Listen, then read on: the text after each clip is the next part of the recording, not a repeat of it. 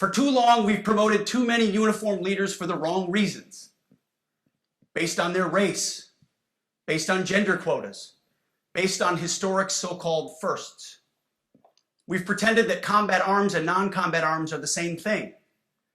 We've weeded out so-called toxic leaders under the guise of double-blind psychology assessments, promoting risk-averse, go-along-to-get-along conformists instead. You name it, the department did it. Foolish and reckless political leaders set the wrong compass heading, and we lost our way. We became the woke department, but not anymore. Right now, I'm looking out at a sea of Americans who made a choice when they were young men and young women to do something most Americans will not, to serve something greater than yourselves, to fight for God and country, for freedom and the Constitution. You made a choice to serve when others did not, and I commend you. You are truly the best of America. But this does not mean, and this goes for all of us, that our path to this auditorium on this day was a straight line, or that the conditions of the formations we lead are where we want them to be. You love your country, and we love this uniform, which is why we must do better. We just have to be honest. We have to say with our mouths what we see with our eyes, to just tell it like it is in plain English, to point out the obvious things right in front of us. That's what leaders must do. We cannot go another day without directly addressing the plank in our own eye, without addressing the problems in our own commands and in our own formations.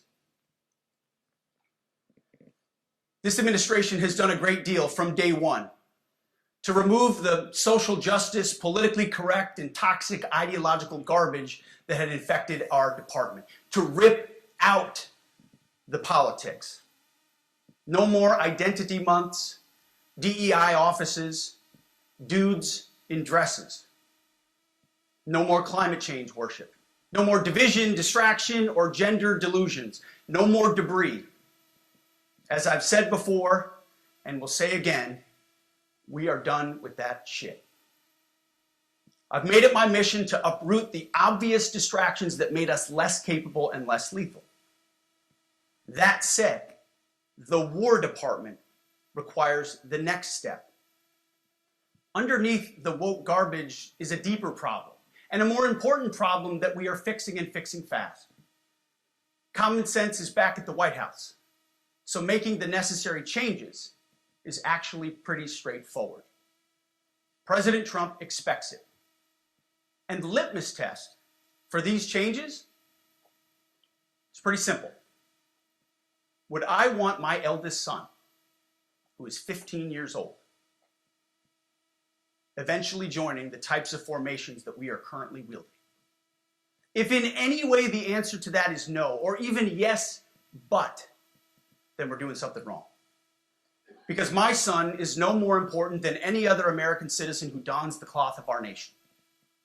He is no more important than your son. All precious souls made in the image and likeness of God.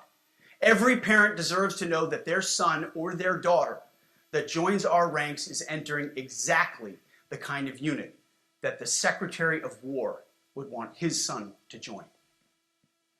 Think of it as the golden rule test. Jesus said, "Do unto others that's what you would have done unto yourself." It's the ultimate simplifying test of truth. The new War Department golden rule is this: do unto your unit as you would have done unto your own child's unit. Would you want him serving with fat or unfit or undertrained troops? Or alongside people who can't meet basic standards? Or in a unit where standards were lowered so certain types of troops could make it in? In a unit where leaders were promoted for reasons other than merit, performance, and warfighting? The answer is not just no, it's hell no. This means at the War Department, first and foremost, we must restore a ruthless, dispassionate, and common sense application of standards. I don't want my son serving alongside troops who are out of shape, or in combat unit with females who can't meet the same combat arms physical standards as men, or troops who are not fully proficient on their assigned weapons, platform, or task, or under a leader who was the first, but not the best. Standards must be uniform, gender neutral, and high. If not, they're not standards. They're just suggestions. Suggestions that get our sons and daughters killed. When it comes to combat arms units, and there are many different stripes across our joint force, the era of politically correct, overly sensitive, don't hurt anyone's feelings leadership ends right now. At every level, either you can meet the standard, either you can do the job, either you are disciplined, fit, and trained, or you are out. And that's why today, at my direction, and this is the first of 10 Department of War directives that are arriving at your commands as we speak and in your inbox. Today, at my direction, each service will ensure that every requirement for every combat MOS, for every designated combat arms position, returns to the highest male standard only. Because this job is life or death. Standards must be met. And not just met, at every level we should seek to exceed the standard, to push the envelope, to compete. It's common sense. And core to who we are and what we do, it should be in our DNA. Today at my direction, we are also adding a combat field test for combat arms units that must be executable in any environment at any time and with combat equipment. These tests, they'll look familiar. They'll resemble the Army Expert Physical Fitness Assessment or the Marine Corps Combat Fitness Test. I'm also directing that warfighters in combat jobs execute their service fitness test at a gender-neutral, age-normed male standard scored above 70%. It all starts with physical fitness and appearance. If the Secretary of War can do regular, hard PT, so can every member of our joint force. Frankly, it's tiring to look out at combat formations, or really any formation, and see fat troops. Likewise, it's completely unacceptable to see fat generals and admirals in the halls of the Pentagon and leading commands around the country and the world. It's a bad look. It is bad, and it's not who we are. So whether you're an airborne ranger or a chairborne ranger, a brand new private or a 4-star general, you need to meet the height and weight standards and pass your PT test. And as the chairman said, yes, there is no PT test. But today, at my direction, every member of the joint force at every rank is required to take a PT test twice a year, as well as meet height and weight requirements twice a year, every year of service. Also today, at my direction, every warrior across our joint force is required to do PT every duty day. It should be common sense. I mean, most units do that already, but we're codifying it. And we're not talking like hot yoga and stretching. Real hard PT, either as a unit or as an individual. At every level, from the Joint Chiefs to everyone in this room to the youngest private, leaders set the standard. And so many of you do this already. Active, Guard, and Reserve. This also means grooming standards. No more beards, long hair, superficial individual expression. We're going to cut our hair, shave our beards, and adhere to standards. Because it's like the broken windows theory of policing. It's like when you let the small stuff go, the big stuff eventually goes. So you have to address the small stuff. This is on duty, in the field, and in the rear. If you want a beard, you can join Special Forces. If not, then shave. We don't have a military full of Nordic pagans. But unfortunately, we have had leaders who either refuse to call BS and enforce standards, or leaders who felt like they were not allowed to enforce standards. Both are unacceptable. And that's why today at my direction, the era of unprofessional appearance is over. No more beardos. The era of rampant and ridiculous shaving profiles is done. Simply put, if you do not meet the male level physical standards for combat positions, cannot pass a PT test, or don't want to shave and look professional, it's time for a new position or a new profession. I sincerely appreciate the proactive efforts the secretaries have already taken in some of those areas, service secretaries. And these directives are intended to simply accelerate those efforts. On the topic of standards, allow me a few words to talk about toxic leaders. Upholding and demanding high standards is not toxic. Enforcing high standards, not toxic leadership. Leading warfighters toward the goals of high, gender-neutral, and uncompromising standards in order to forge a cohesive, formidable, and lethal Department of War is not toxic. It is our duty, consistent with our constitutional oath. Real toxic leadership is endangering subordinates with low standards. Real toxic leadership is promoting people based on immutable characteristics or quotas, instead of based on merit.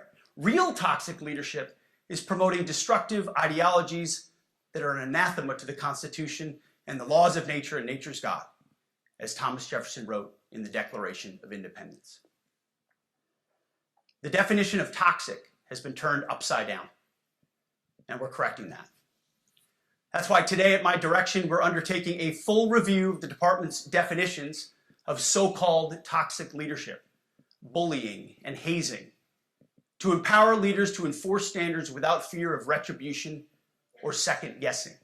Of course, you can't do like nasty bullying and hazing. We're talking about words like bullying and hazing and toxic. They've been weaponized and bastardized inside our formations, undercutting commanders and NCOs. No more. Setting, achieving, and maintaining high standards is what you all do. And if that makes me toxic, then so be it.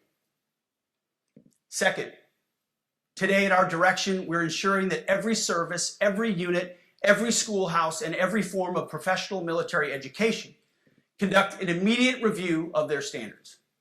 Now, we've done this in many places already, but today it goes across the entire Department of War. Any place where tried and true physical standards were altered, especially since 2015 when combat arms standards were changed to ensure females could qualify, must be returned to their original standard. Other standards have been manipulated to hit racial quotas as well, which is just as unacceptable. This too must end. Merit only. The president talks about it all the time, merit-based. Here are two basic frameworks I urge you to pursue in this process.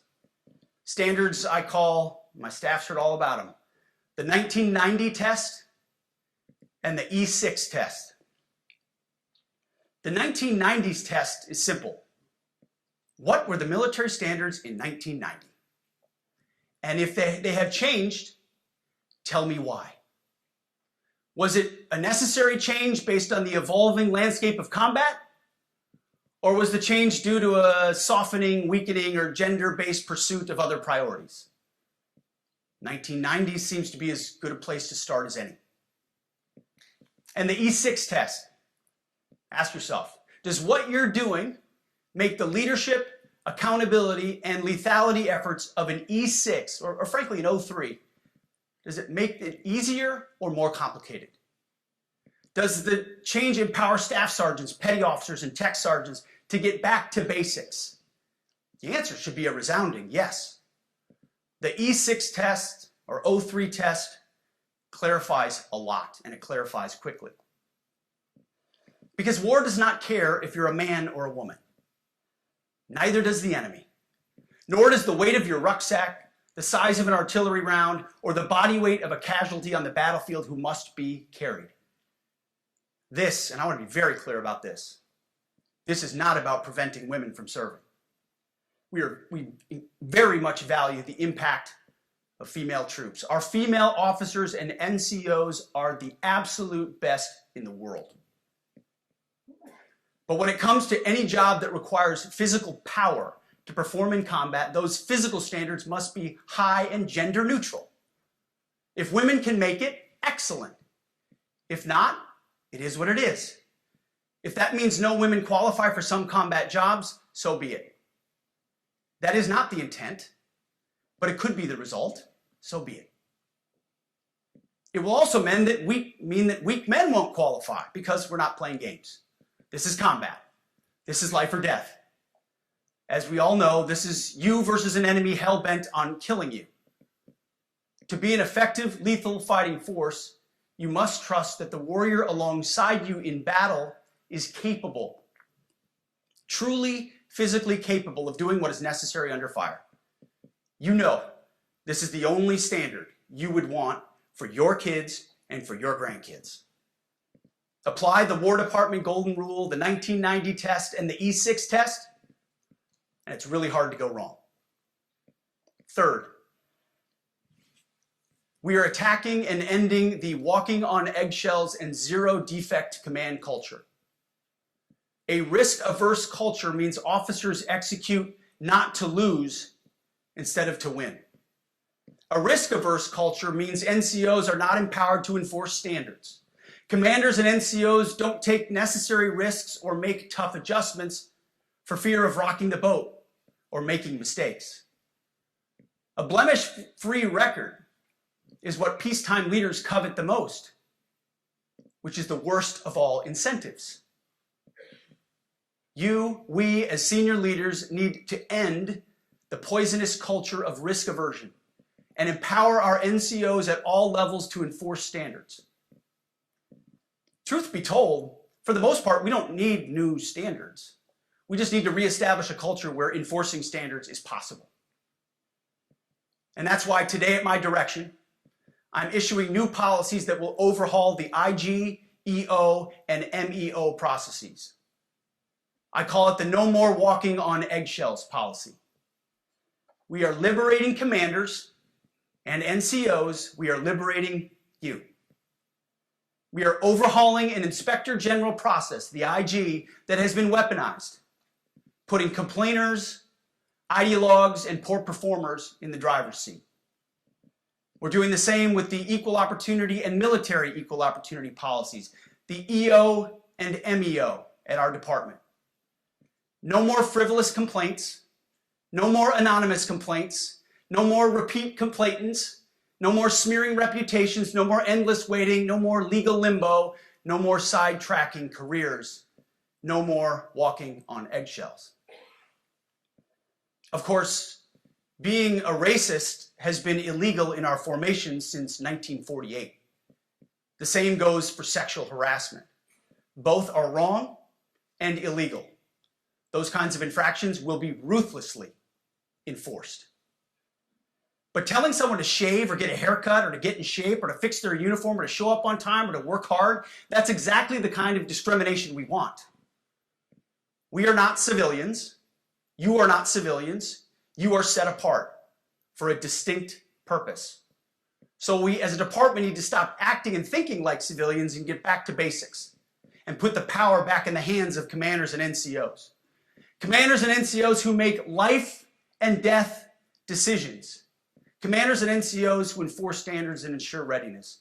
Commanders and NCOs who in this War Department have to look in the mirror and have to pass the Golden Rule test. My kids, your kids, America's sons and daughters. So I urge you all here today and those watching, take this guidance and run with it. The core of this speech is the 10 directives we're announcing today. They were written for you, for Army leadership, for Navy leadership, for Marine Corps leadership, for Air Force leadership, Space Force leadership. These directives are designed to take the monkey off your back and put you, the leadership, back in the driver's seat. Move out with urgency because we have your back. I have your back. And the Commander-in-Chief has your back. And when we give you this guidance, we know mistakes will be made. It's the nature of leadership. But you should not pay for earnest mistakes for your entire career. And that's why today, at my direction, we're making changes to the retention of adverse information on personnel records that will allow leaders with forgivable, earnest, or minor infractions to not be encumbered by those infractions in perpetuity.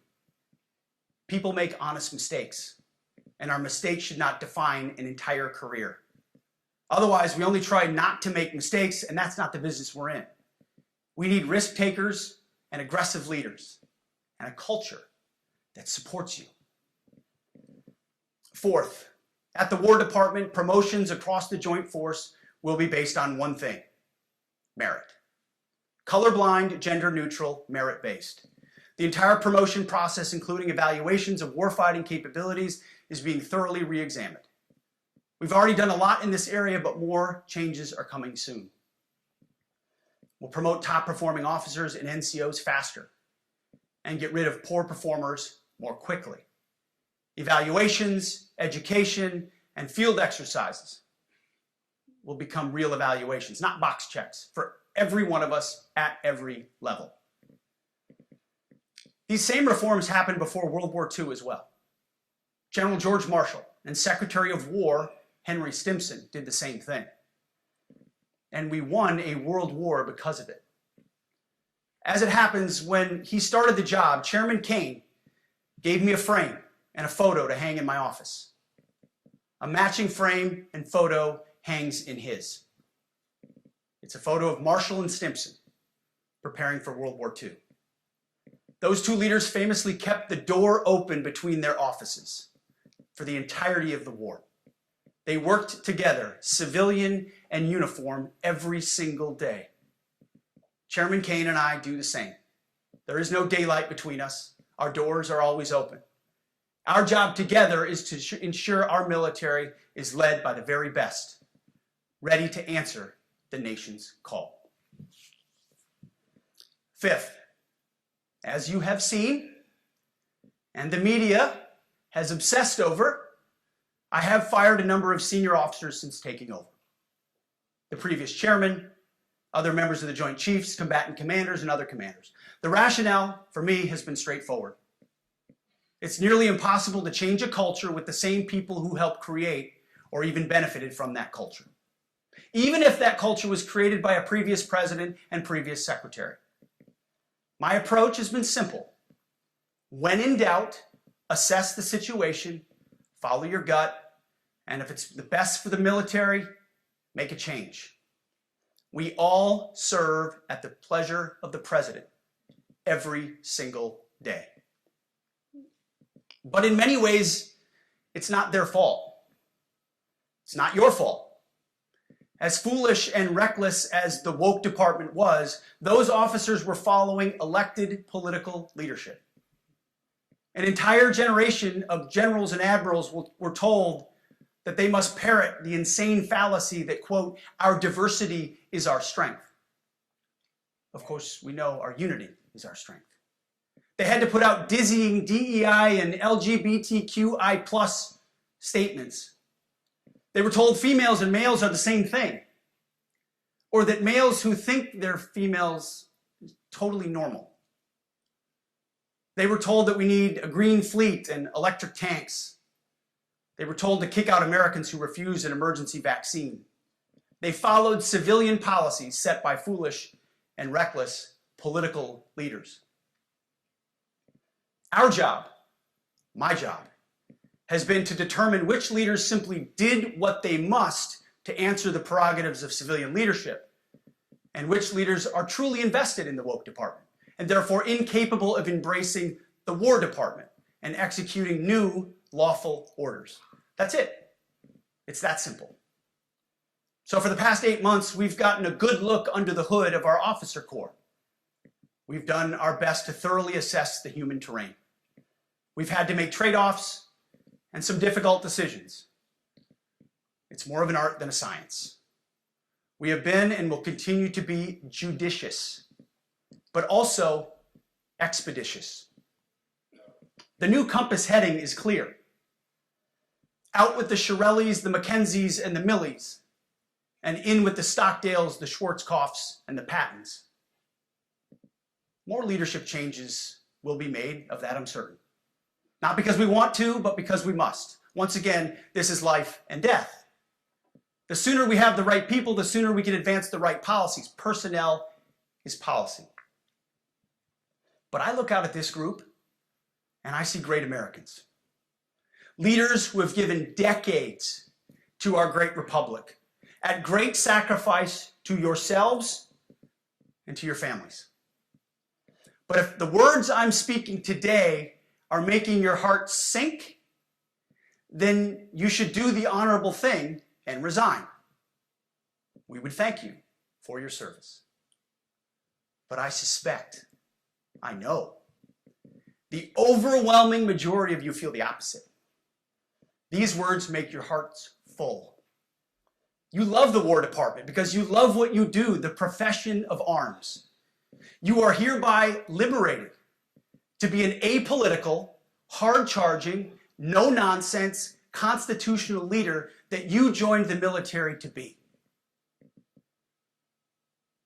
We need you locked in on the M, not the D, the E, or the I, not the DEI or the DIE of dime. By that I mean the M, military, of the instruments of national power. We have entire departments across the government dedicated to diplomatic, informational, and economic lines of effort. We do the M. Nobody else does. And our GoFos need to master it in every domain and every scenario. No more distractions, no more political ideologies, no more debris. Now, of course, we're going to disagree at times. We would not be Americans if we didn't. Being a leader in a large organization like ours means having frank conversations and differences of opinion. You will win some arguments, and you will lose some arguments. But when civilian leaders issue lawful orders, we execute. We are professionals in the profession of arms.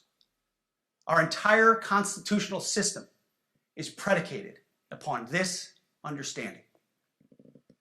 Now, seems like a small thing, but it's not.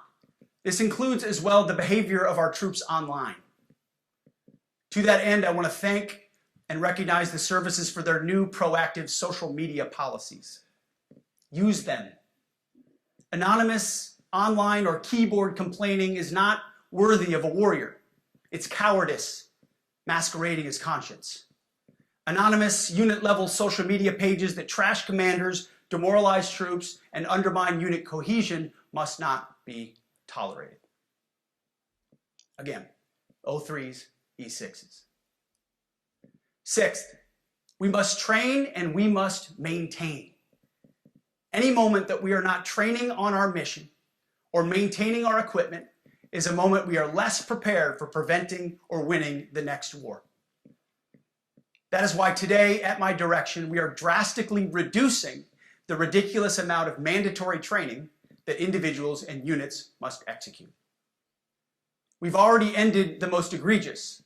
Now we're giving you back real time. Less PowerPoint briefings and fewer online courses, more time in the motor pool, and more time on the range. Our job is to make sure you have the money, equipment, weapons, and parts to train and maintain, and then you take it from there. You all know this because it's common sense. The tougher and the higher the standards in our units, the higher the retention rates in those units. Warriors want to be challenged. Troops want to be tested. When you don't train and you don't maintain, you demoralize. And that's when our best people decide to take their talents to the civilian world. The leaders who created the woke department have already driven out too many hard chargers. We reverse that trend right now. There is no world in which high-intensity war exists without pain, agony, and human tragedy. We are in a dangerous line of work. You are in a dangerous line of work. We may lose good people. But let no warrior cry out from the grave, "If only I had been properly trained." We will not lose warfighters because we failed to train or equip them or resource them. Shame on us if we do. Train like your warriors' lives depend on it, because they do. To that point, basic training is being restored to what it should be. Scary, tough, and disciplined. We're empowering drill sergeants to instill healthy fear in new recruits, ensuring that future warfighters are forged. Yes, they can shark attack, they can toss bunks, they can swear, and yes, they can put their hands on recruits. This does not mean they can be reckless or violate the law, but they can use tried and true methods to motivate new recruits, to make them the warriors they need to be. Back to basics at basic as well. Of course, and you know this, basic training is not where mission readiness should end. The nature of the evolving threat environment demands that everyone in every job must be ready to join the fight if needed. A core credo of the Marine Corps is every Marine a rifleman. It means that everyone, regardless of MOS, is proficient enough to engage an enemy threat at sea, in the air, or in a so-called rear area. We need to ensure that every member of our uniformed military maintains baseline proficiency in basic combat skills, especially because the next war, like the last, will likely not have a rear area. Finally, as President Trump rightly pointed out when he changed the department name, the United States has not won a major theater war since the name was changed to the Department of Defense in 1947. One conflict stands out in stark contrast: the Gulf War. Why? Well, there's a number of reasons, but it was a limited mission with overwhelming force and a clear end state. But why did we execute and win the Gulf War the way we did in 1991? There's two overwhelming reasons. One was President Ronald Reagan's military buildup gave an overwhelming advantage. And two, military and Pentagon leadership had previous formative battlefield experiences. The men who led this department during the Gulf War were mostly combat veterans of the Vietnam War. They said never again to mission creep or nebulous end states. The same holds true today. Our civilian and military leadership is chock full of veterans from Iraq and Afghanistan who say never again to nation building and nebulous end states. This clear-eyed view, all the way in the White House, combined with President Trump's military buildup, postures us for future victories if, and we will, and when we embrace the War Department. And we must. We are preparing every day. We have to be prepared for war, not for defense. We're training warriors, not defenders. We fight wars to win, not to defend. Defense is something you do all the time. It's inherently reactionary and can lead to overuse, overreach, and mission creep. War is something you do sparingly, on our own terms, and with clear aims. We fight to win. We unleash overwhelming and punishing violence on the enemy. We also don't fight with stupid rules of engagement. We untie the hands of our warfighters to intimidate, demoralize, hunt, and kill the enemies of our country. No more politically correct and overbearing rules of engagement. Just common sense, maximum lethality, and authority for warfighters. That's all I ever wanted as a platoon leader. And it's all my E6 squad leaders ever wanted, back to that E6 rule. We let our leaders fight their formations, and then we have their back. It's very simple, yet incredibly powerful. A few months ago, I was at the White House when President Trump announced his Liberation Day for America's trade policy. It was a landmark day. Well, today is another Liberation Day. The liberation of America's warriors, in name, in deed, and in authorities. You kill people and break things for a living. You are not politically correct and don't necessarily belong always in polite society. We are not an army of one. We are a joint force of millions of selfless Americans. We are warriors. We are purpose-built, not for fair weather, blue skies, or calm seas.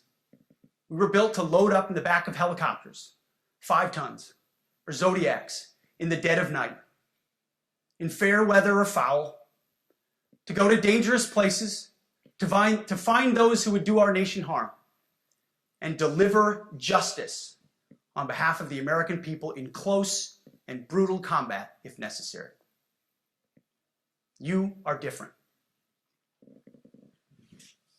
We fight not because we hate what's in front of us. We fight because we love what's behind us. You see, the Ivy League faculty lounges will never understand us, and that's okay. Because they could never do what you do. The media will mischaracterize us, and that's okay. Because deep down they know the reason they can do what they do is you. In this profession, you feel comfortable inside the violence so that our citizens can live peacefully.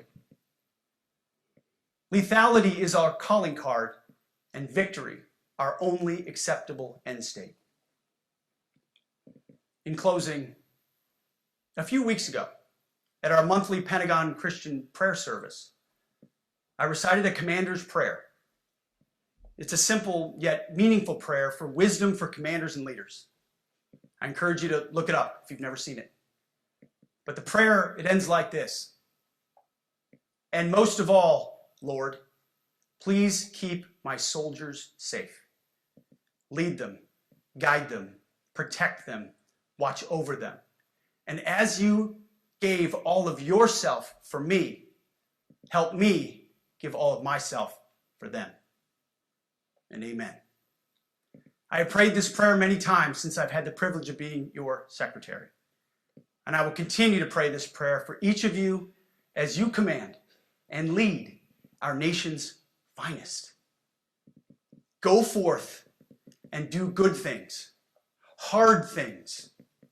President Trump has your back, and so do I. And you'll hear from him shortly. Move out and draw fire, because we are the War Department. Godspeed.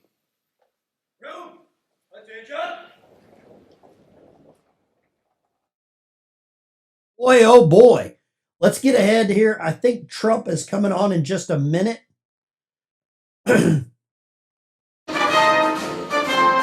All right, we've got this live. So as soon as Donald Trump comes on, we'll be ready for Donald Trump to come on. He is coming on in just a second. So we will have Donald Trump on in just a minute. What do you think about this speech?